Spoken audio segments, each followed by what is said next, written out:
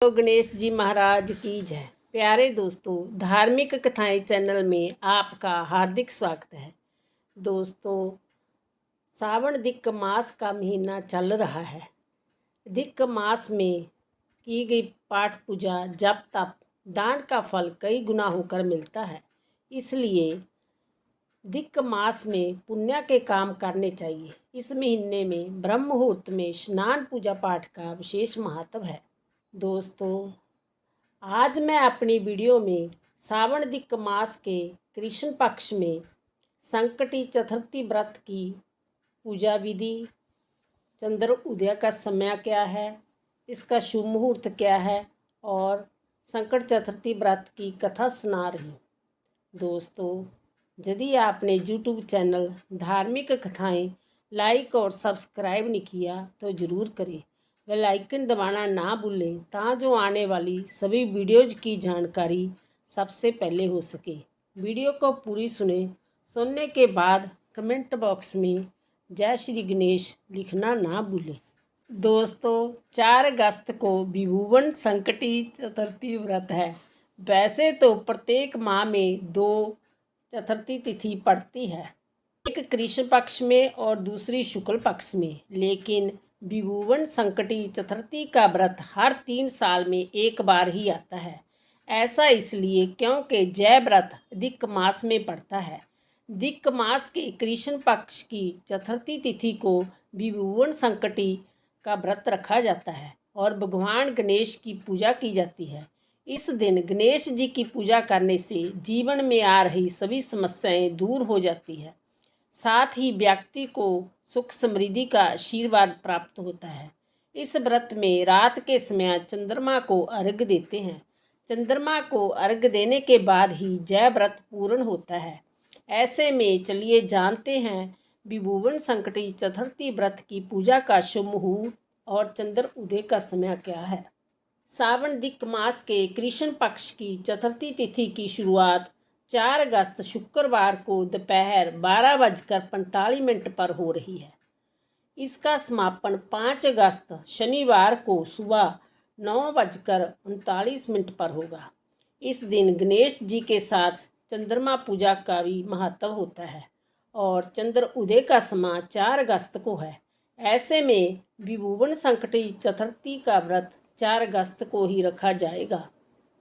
दोस्तों, 4 अगस्त को त्रिभुवन संकटी व्रत के दिन पूजा के लिए शुभ मुहूर्त सुबह 5:39 से लेकर सुबह 7:21 तक है।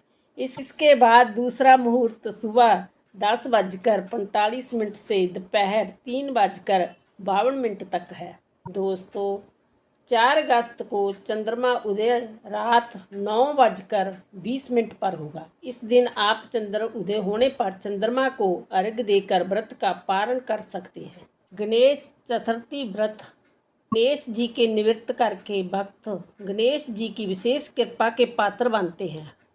जय व्रत बहुत ही फलदायी है, सबको करना ही चाहिए। गणेश जी सुख के दाता हैं, दुख हरता हैं, बुद्धि के दाता हैं, इसलिए उनको प्रसन्न करने के लिए व्रत रखें। जो वक्त व्रत नहीं रख सकते वो गणेश जी की पूजा अर्चना करें, उन्हें दुर्वा मोदक लड्डू अर्पित करें। पुराणों में लिखा है, यदि मनुष्य संकटों में घिरा महसूस करे तो गणेश संकट चौथ का व्रत जरूर करे। इससे संकट दूर होते हैं, धर्म विद्या बुद्धि और रोगता की प्राप्ति होती है। अधिक मास संकट चौथ की व्रत कथा। अधिक मास संकट चौथ व्रत कथा सतयुग के समय की है और इस महत्वपूर्ण व्रत की कथा महर्षि वेद व्यास महाभारत के लेखक द्वारा पांडव रानी द्रौपदी को सुनाई गई थी।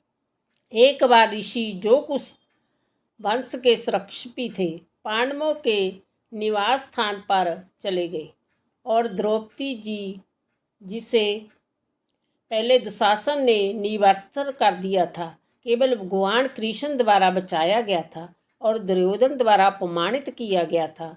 आश्चर्य की बात है कि उसने ऐसा कौन सा पाप किया था जो इस तरह के व्यवहार के लायक है, और उसके प्रश्न का उत्तर देने के लिए महर्षि ने राजा चंद्रसेन और उनकी रानी रत्नावली की कहानी सुनानी शुरू की।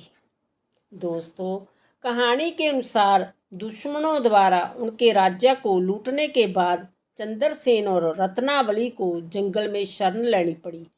कभी विलासतापूर्ण जीवन जीने वाले शाही जोड़े को भोजन और आश्चर्य के लिए जंगलों में भटकना पड़ा। एक दिन वह अनजाने में पानी की तलाश में मार्कंडेय ऋषि के आश्रम में प्रवेश कर गई और उस स्थान के बारे में जानने के बाद जहाँ वह गलती से गए थे, राजा ने ऋषि का आशीर्वाद लिया और अपनी आप बीती सुनाई। हालांकि द्रौपदी की तरह उन्होंने आश्चर्य हुआ कि क्या उन्होंने ऐसी कठिनाइयों को सहने के लिए पाप किए हैं। इसलिए उसके प्रश्न का उत्तर खोजने में मदद करने के लिए मार्कंडेय ऋषि ने चंद्रसेन को उसके पिछले जन्म के कर्मों के बारे में याद दिलाया। दोस्तों, अपने पिछले जन्म के दौरान चंद्रसेन शिकार करने के लिए एक जंगल में गया था। वहाँ उनकी नज़र लाल वस्त्र पहने कुछ नाग कन्याओं पर पड़ी।